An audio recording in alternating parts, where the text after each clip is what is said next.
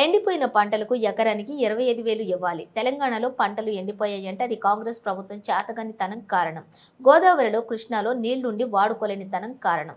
రాష్ట్ర రైతాంగానికి KCR, BRS party అండగా ఉంటుంది. కేటీఆర్ రాష్ట్ర ప్రజల తరపున, రాష్ట్ర రైతుల తరపున ముఖ్యమంత్రిని, ప్రభుత్వాన్ని ఒకటే అడుగుతా ఉన్నాం. ఇవాళ పంటలు ఎండినాయంటే దానికి మీ చేతగానితనం కారణం. గోదావరిలో నీళ్లుండి, కృష్ణల నీళ్లుండి వాడుకోలేని తెలివి తక్కువతనం కారణం. చెరువులు నింపలేని తెలివి తక్కువతనం. పంప్ హౌజ్లు టైంకి స్టార్ట్ చేయలేని తెలివి తక్కువతనం.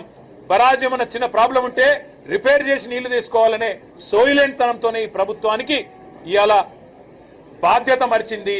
అందుకే మేము రాష్ట్ర ప్రజల తరపున అడుగుతా ఉన్నాం. ఎక్కడెక్కడైతే పంట ఎండిపోయిందో ఎకరానికి 25,000 రూపాయల చొప్పున వెంటనే ఈ బడ్జెట్ లో డబ్బులు కేటాయించి నష్టపరిహారం రాష్ట్ర ప్రభుత్వమే చెల్లించాలి. రాష్ట్రంలో లక్షలాది ఎకరాల్లో పంట ఏదైతే ఎండుతుందో దానికి ఖచ్చితంగా ఈ ప్రభుత్వం రైతులకు క్షమాపణ చెప్పాలి. ఇలా భూగర్భ జలాలు అడుగంటున్నాయంటే ఖచ్చితంగా దానికి కారణం ఈ ప్రభుత్వమే.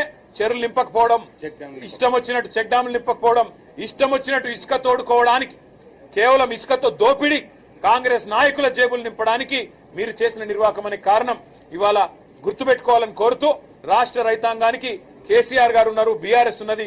మేము భరోసాను ఇస్తూనే ఉంటాం, మీ తరఫున కొట్లాడుతూనే ఉంటాం. ఎక్కడెక్కడైతే పంటలు ఎండుతున్నాయో ఆయా ప్రాంతాల్లో పర్యటించి రైతుల్లో మనోధైర్యాన్ని నింపడానికి మేము ప్రయత్నం చేస్తూనే ఉంటామని చెప్పి కూడా తెలియజేస్తూ